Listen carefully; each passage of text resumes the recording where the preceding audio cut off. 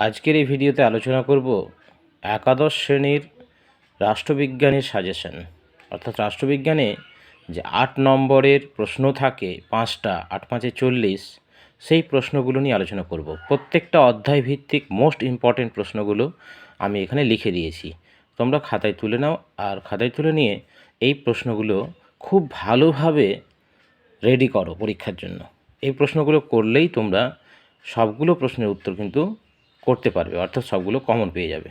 তো দ্বিতীয় অধ্যায় থেকে যে প্রশ্নগুলো মোস্ট ইম্পর্ট্যান্ট সেগুলো হচ্ছে 1 নম্বর, রাষ্ট্র কাকে বলে, রাষ্ট্রের বৈশিষ্ট্য বা উপাদানগুলি আলোচনা করো।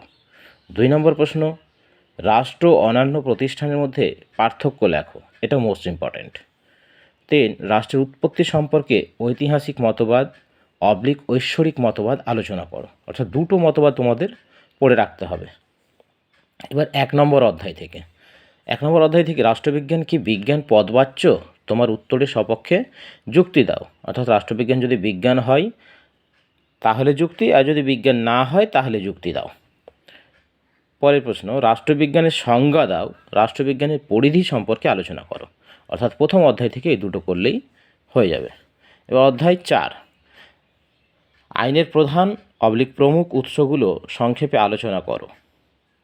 পরের প্রশ্ন, স্বাধীনতার সংজ্ঞা লেখো, এর প্রকারভেদ আলোচনা করো।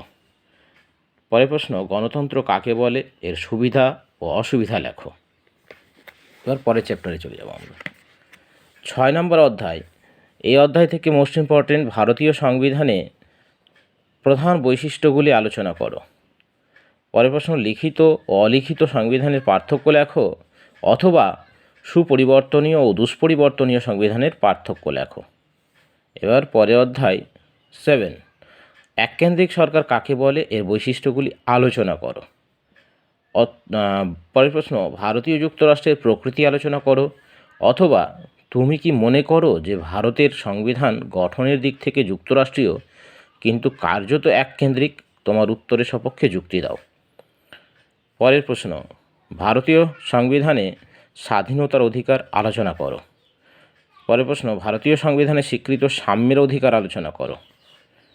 পরের প্রশ্ন, অধিকার বলতে কী বোঝায়, পৌর ও রাজনৈতিক অধিকারগুলি সংক্ষেপে আলোচনা করো। অর্থাৎ এই 15টা প্রশ্ন করলেই যথেষ্ট। এই 15টা প্রশ্ন তোমরা খুব ভালোভাবে মুখস্থ করে খাতায় লেখো, প্র্যাকটিস করো।